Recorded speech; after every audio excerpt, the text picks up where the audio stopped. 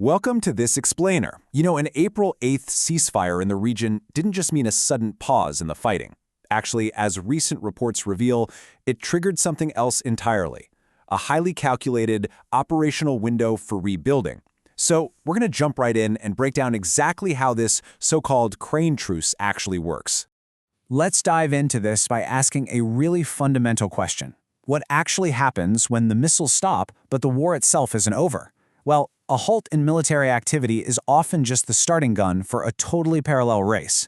It's a race driven by engineers, planners, and reconstruction teams who are suddenly operating in absolute overdrive. Observers have coined a brilliant term for this phenomenon, the crane truce.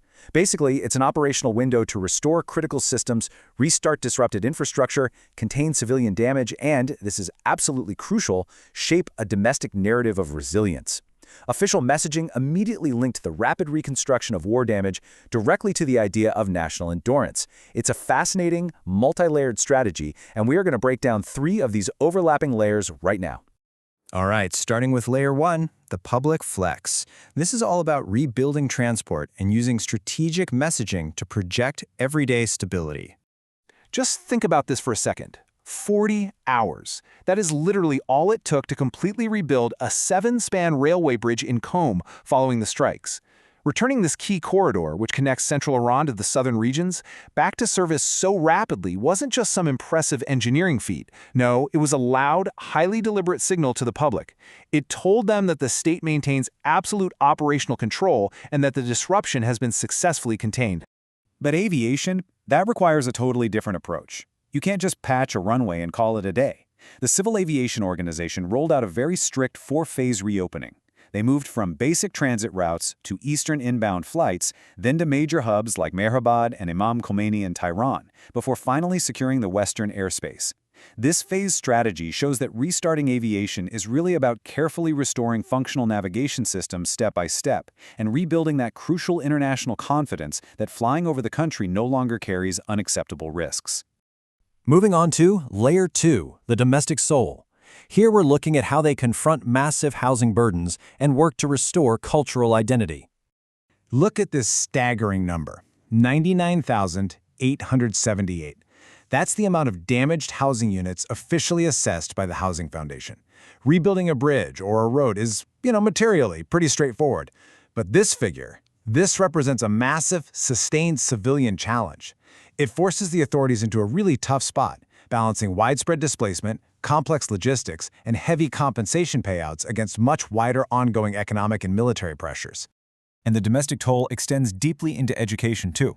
We're talking about 32 academic and university centers getting hit, including major, highly respected institutions like Sharif University of Technology, Isfahan University of Technology, Iran University of Science and Technology, and Shahid Bahishti University. Officials immediately prioritize the reconstruction because they're positioning these centers not just as schools, but as the fragile pillars of the entire nation's technological and scientific capacity. As one official perfectly put it, reconstruction here is not limited to physical repair.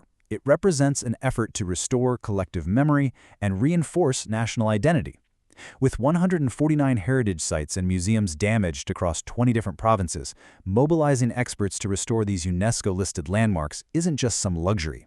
It is a highly calculated, symbolic tool for rebuilding domestic morale and healing the collective memory of the public. Finally, we plunge beneath the surface to Layer 3, the hidden reality. This covers the secretive military repair sites and blockaded ports. So there's a really stark contrast at play here that we have to look at objectively. On one hand, you have those highly visible public transport repairs being paraded openly to signal operational control, right? But simultaneously, satellite imagery reveals a quiet, tightly controlled race to secure military installations entirely out of public view. Sites linked to missile infrastructure in places like Parchin and Khojir are seeing rapid, unpublicized repairs to tunnel entrances and logistics hubs, all to quietly restore their baseline operational readiness. Then, of course, there is the port blockade problem. Satellite imagery shows attacks on coastal infrastructure down in Jask, including the actual disappearance of previously docked vessels. But here's the catch. Unlike a railway bridge, ports cannot simply be rebuilt and celebrated. Because they're tied directly to active geopolitical pressure, like U.S. naval blockades restricting oil exports and the heavy leverage over trade flows in the Strait of Hormuz, ports are practically excluded from standard reconstruction efforts. The recovery doesn't just require engineers, it requires negotiating leverage. So, as we wrap up this explainer, it leaves us with a massive, lingering structural divide. Is this ceasefire actually a step toward peace, or is it simply a transitional phase into the next war? The Crane Truce absolutely proves that while the military activity itself may have temporarily paused, the strategic maneuvering behind the scenes is in overdrive. Thanks so much for joining me to break this down. Keep questioning the narrative, and I'll see you next time.